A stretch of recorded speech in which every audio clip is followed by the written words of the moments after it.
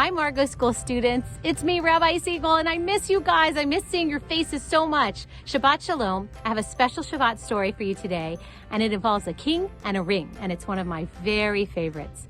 Once upon a time, a long time ago, there was a king named King Solomon, the wisest of all kings. But King Solomon had a problem.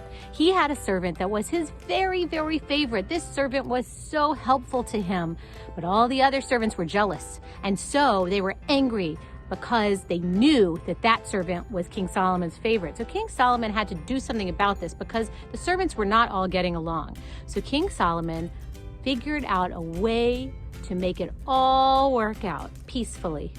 He sent away that servant on a mission. He said to his favorite servant, I need you to go find something very important to me. It is a ring, and this ring will do something very special and have magical powers. When I am sad, I want to look at this ring and it should make me happy. When I'm happy and I look at this ring, it should make me sad. Now go find me that ring and bring it to our banquet next week. So the servant went out looking for that special magical ring, but he couldn't find it anywhere. He had no idea what he was even looking for. And so he stopped and asked many people along the way if they had ever heard of a ring that when you were happy, you could look at it, it would make you sad. When you were sad, it would make you happy. No one had any idea.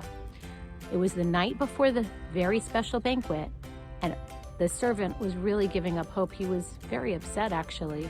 And he went to one final place, to one particular jeweler on his way back to the palace. And he was very sad. And he said to this jeweler, is there any way that you know of any kind of ring that has these magical powers that can make one person, when they're happy, look at the ring and they would be sad? And if they were sad, they'd look at the ring and be happy? And the jeweler said, I got that very ring for you right here. And he handed this ring to the servant. Now, the servant didn't know how to read. There were some letters on it, but he didn't know what it said, so he brought that ring all the way to the king, to the banquet. And at that banquet, the servant was still very nervous because he didn't know if the ring really had those powers. And the king was super happy because he knew that this was going to solve all his problems. And so, at the banquet, the king called forward his servant, his favorite servant, in front of everyone, in front of all the other servants. And he said, do you have the magical ring that I asked you to get me? One that when I am sad, I will look at and it will make me happy. And when I'm happy, it will make me sad. And the servant was frowning. He was so worried. And he handed the ring over to King Solomon. And the king looked at it.